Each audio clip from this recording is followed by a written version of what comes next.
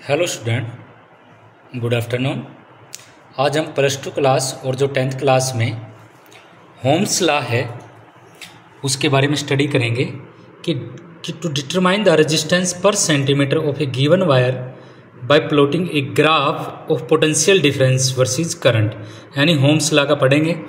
आप जानते हो स्टूडेंट्स, होम्स लॉ क्या होता है?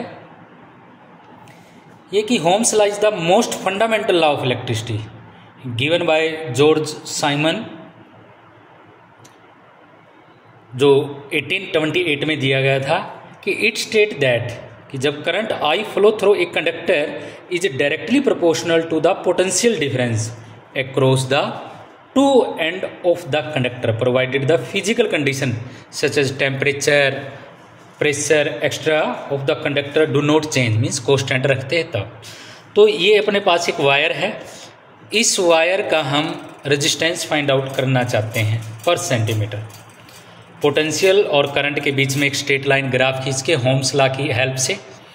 तो स्टूडेंट ये एक्सपेरिमेंट करते हैं +2 फिजिक्स के अंदर और 10th क्लास के अंदर भी फिजिक्स के पोर्शन में आता है। ये हमारे पास वोल्ट मीटर है जो वोल्टेज मेजर करता है। ये एक वायर है, मैग्नीन वायर लेते हैं जिसका रेजिस्टेंस हम फाइंड आउट करना चाहते हैं। लगभग 20 सेंटीमीटर के आसपास ये ली जाती है। ये है अपने पास एमीटर जो एम्पियर में करंट को मेजर करेगा। ये बैटरी एलिमिनेटर है जिसको एक बार हम 2 वोल्ट पे और एक बार 4 वोल्ट पे इसको सेटअप करेंगे। और स्टूडेंट ये है रियोस्टेट जो करंट की वैल्यू को इंक्रीज और डिक्रीज करता रहता है। आई मीन्स रेजिस्टेंस है, वेरिएबल रेजिस्टेंस है। यहाँ इसको एक कनेक्शन कर देंगे।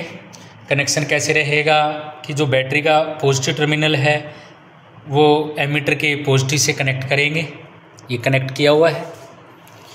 और एमीटर का नेगेटिव टर्मिनल हम वोल्ट मीटर के पॉजिटिव के साथ और मैग्नीन वायर भी इसके साथ ही कनेक्ट कर देंगे।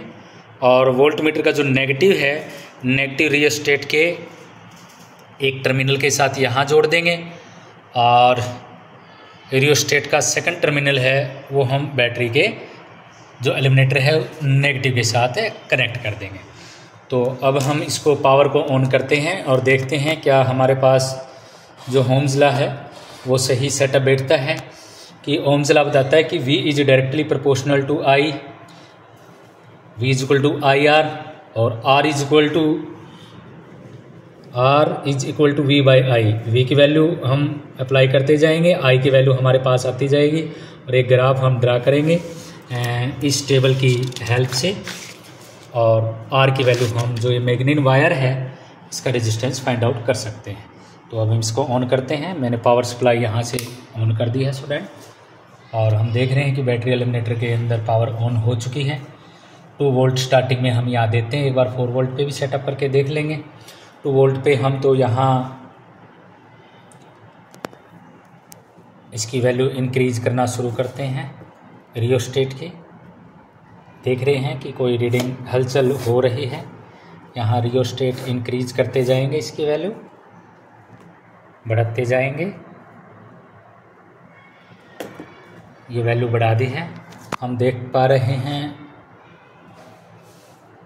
कि रियोस्टेट की वैल्यू इंक्रीज करने पर हम देख रहे हैं कि वोल्ट मीटर की लगभग 0.2 वोल्ट के आसपास इंक्रीज हो गया है।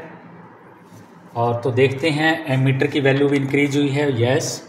और एमीटर में भी 0.5 के आसपास इंक्रीज हो चुका है। इसी तरीके से रियोस्टेट के अंदर वोल्ट थोड़ा और चेंज करेंगे रेजिस्टेंस की वैल्यू, तो वोल्टेज भी चेंज हो रही है। और वोल्टेज हम कर लेते हैं 0.5 के आसपास। 0.5 के आसपास हो गई है ये। तो करंट की वैल्यू चेक करते हैं कितनी आ गई। ये भी इंक्रीज हो चुकी है। तो देख पा रहे हैं हम स्टूडेंट, जो हम वोल्टेज इंक्रीज करते हैं करंट की वैल्यू भी कंटिन्यूसली इंक्रीज होती जा रही है। तो यही वैल्यू हम हर एक वोल्टेज की करंट की वैल्यू चेक करते जाएंगे और अपनी टेबल के अंदर वैल्यू रखते जाएंगे और ग्राफ स्ट्रेट लाइन आएगा। इस प्रकार हम इस मैग्नीन वायर का रेजिस्टेंस फाइंड आउट कर सकते हैं। तो होम्स लॉ का ये सेटअप है स्टूडेंट। तो हम देख भी पा रहे हैं कि जो वोल्टेज इंक्रीज करते हैं तो करंट की वैल्यू भी इंक्रीज होती जाती है। Thank you very much.